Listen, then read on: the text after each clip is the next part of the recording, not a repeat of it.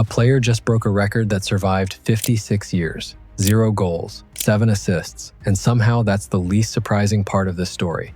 Let's start with the number that doesn't make sense on paper. Michael Olise finished the 2026 World Cup with more assists than Pele managed in 1970.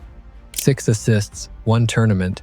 That record stood since Brazil lifted the trophy with a teenager named Pele pulling the strings, decades before most of the current squad's parents were born. Nobody touched it. Thomas Hessler got close in '94, 1 assist short. That's it. That's the entire list of people who've come near it in 56 years, across 8 World Cups, thousands of players.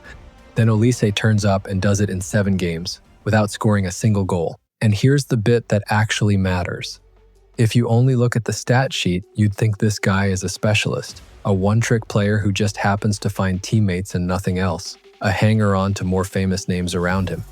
Watch the actual footage and you realize something completely different is going on. He's not a passer who occasionally dribbles. He's a dribbler who decided passing was more efficient.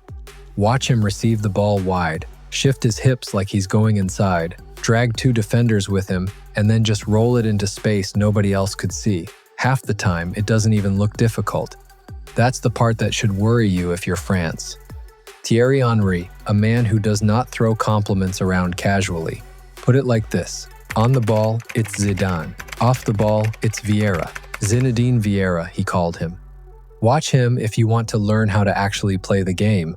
That's not hype. That's one of the greatest strikers in French history telling you the sport looks different through this kid's eyes. And it's worth remembering he wasn't always trusted with that freedom. At Crystal Palace, Olise was exciting, sure, a talented young winger doing winger things, hugging the touchline, waiting for his moment, occasionally producing something special. But he was still boxed in, still limited to one job, in one channel of the pitch. It took a full transfer, a move to Bayern Munich, and eventually an international shirt before anyone actually let him play with total freedom. 15 goals and 19 assists in the Bundesliga last season, a league and cup double with Bayern. The talent was never the question. The question was always whether anyone would build something around it properly. So here's the question this whole story is actually about. It's not whether Olise is good. He's clearly one of the best playmakers on the planet right now. The real question is why an entire international squad, stacked with talent, ended up needing him this badly, because that dependency is exactly what killed them. To understand how it got this extreme, you have to go back to the France against Senegal, the opening group game. Olise started wide right, doing what wingers usually do: stretch the pitch, isolate his man, work the byline. Fine, normal. Then Didier Deschamps made one small adjustment. He let Olise drift inside, into the middle, with freedom to roam wherever the game pulled him. Minutes later, France scored, Olise to Mbappe. That one tactical tweak didn't just produce a goal, it became the plan. Not a plan, the plan. From that point on, everything France did in possession ran through one player in one central pocket of space, and Deschamps never really built a version 2. 2 assists against Iraq, 2 more against Sweden, textbook passes that probably won't even make a World Cup highlight reel because they weren't flashy, just perfectly weighted into space that shouldn't have existed. By the time France reached the knockouts, Olise had 5, sitting alone at the top of the assist charts, and the pattern had become impossible to miss if you were actually watching closely. France's buildup doesn't move until it touches him first, not sometimes, basically every time. Ousmane Dembélé creates chaos on the wing, sure. Bradley Barcola gives them a goal threat. But the ball goes through the middle, through Olise, before anything dangerous happens. Here's where you have to be honest about what that actually means. It's not a compliment when a team's entire attacking structure depends on a single decision maker in a single zone of the pitch. It's a warning, because it means somebody, eventually, is going to notice. And this wasn't even unique to the national team. Go back and watch Bayern Munich's biggest games last season. Harry Kane finishes the chances. Luis Diaz carries the ball forward. But when PSG worked out how to cut the supply line to Olise, the whole attack seized up, and Bayern lost. Same story, different badge, different competition, different opponent entirely. That's not a coincidence. That's a pattern following the player from club to country because everyone around him has quietly learned the exact same lazy habit: give it to Michael and hope for the best. Spain noticed in the semi-final. 2-0. That was the final score, but as always, the real story was in exactly how it happened, not in the number on the board. Spain didn't need a master plan. They didn't need to shut down Mbappe, or worry about Dembele's dribbling, or scout Barcola's runs.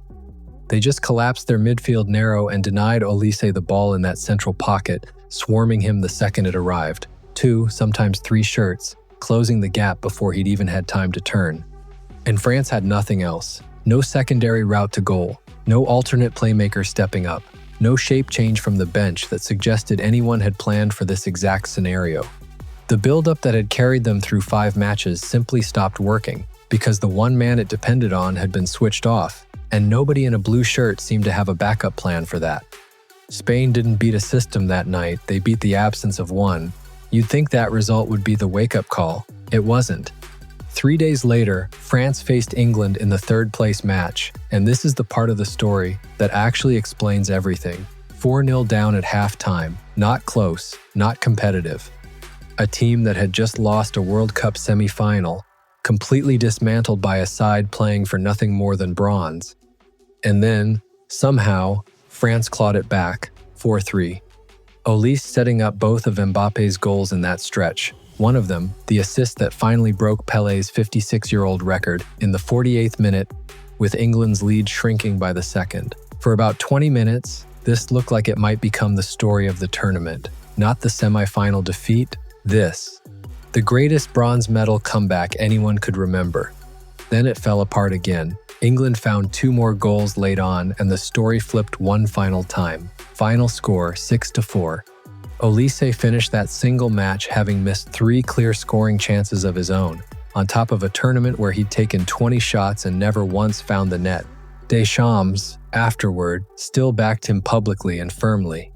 Said there was plenty of room left to improve, that he'd only get better, that on top of everything else, he was a genuinely good person to have around the group. All true, probably.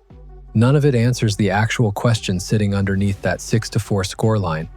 So here's the honest version of this story, because it would be easy to end it there and just say Olise choked in the biggest moments. That would be lazy, and it wouldn't be true. He broke a record no one has touched since 1970. He set up more of Mbappe's goals than anyone else on the planet this year.